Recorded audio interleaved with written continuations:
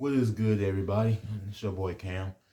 I'm hoping y'all having a blessed day today, and I want to talk about the Dallas Wings versus the Washington Mystics game. And Dallas Wings ended up coming up short today, so I do want to talk about the stats for the Wings today. So Natasha Howard finished with 14 points.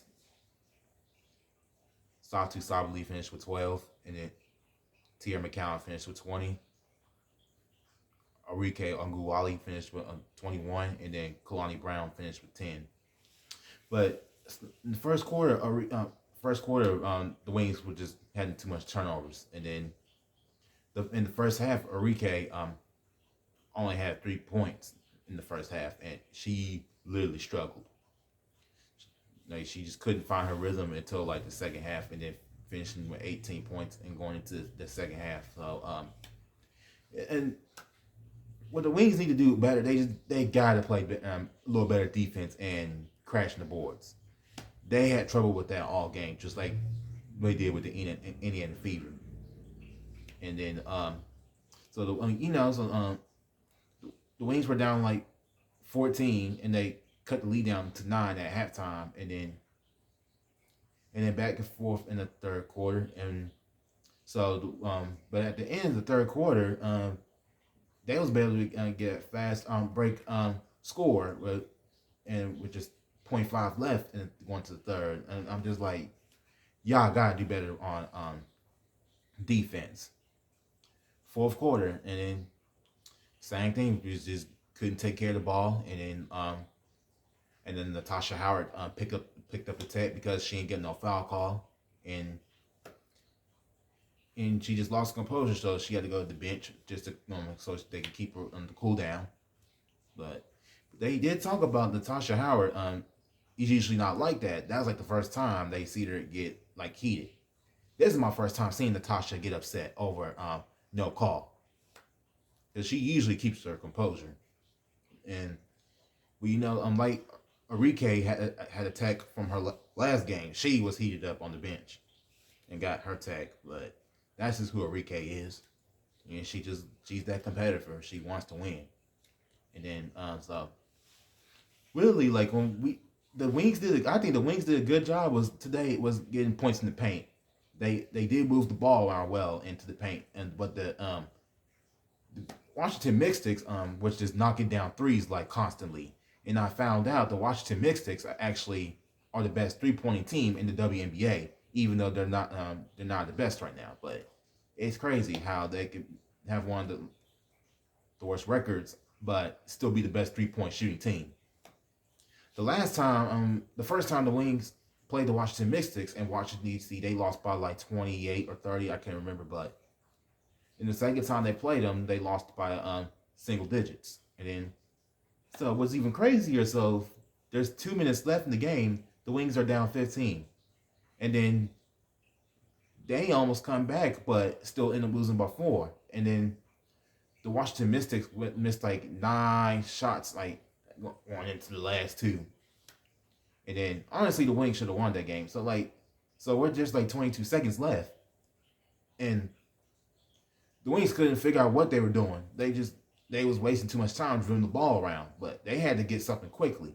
But it is what it is. So, but all they gotta do is just get ready for the next game, and hopefully they still have their playoffs hopes alive. So we'll just have to see what happens. So just get ready for that Atlanta Dream. Just learn from tonight's mistakes and just come out with a victory on Friday, and then.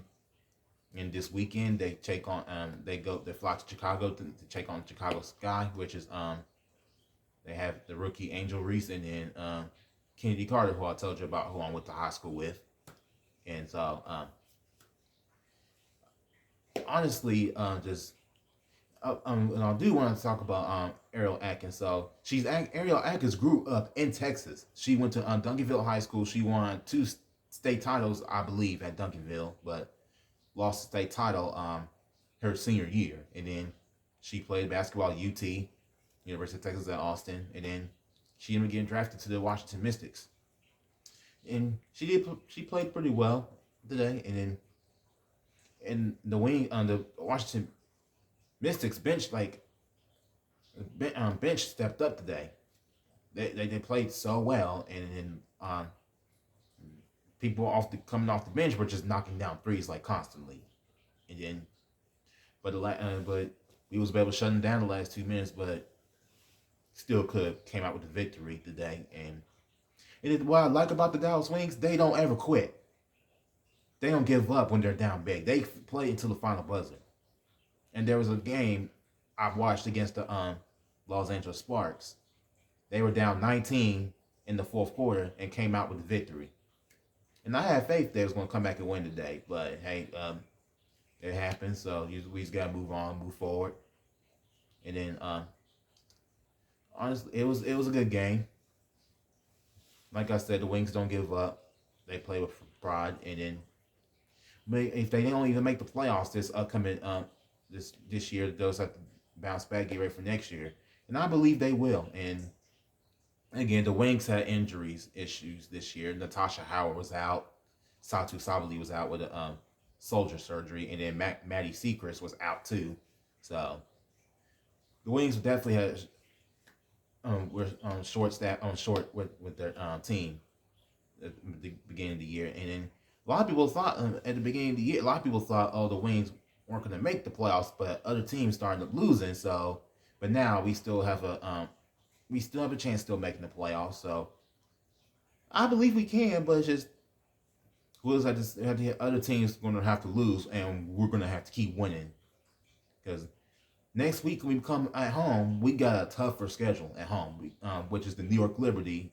That is the best team in the WNBA, and hopefully we can pull a miracle. And I know our last game of the season, they play at the Las Vegas Aces, as they take on Asia Wilson, who won MVP back-to-back. And the last time the Wings played them, they ended up getting the win against them. So, like I said, anything's possible to happen, and hopefully they can turn things around and get the win. Well, that concludes my my feedback on tonight's game, and hopefully we can come out Friday. We get the win. God bless y'all, and y'all have a blessed night.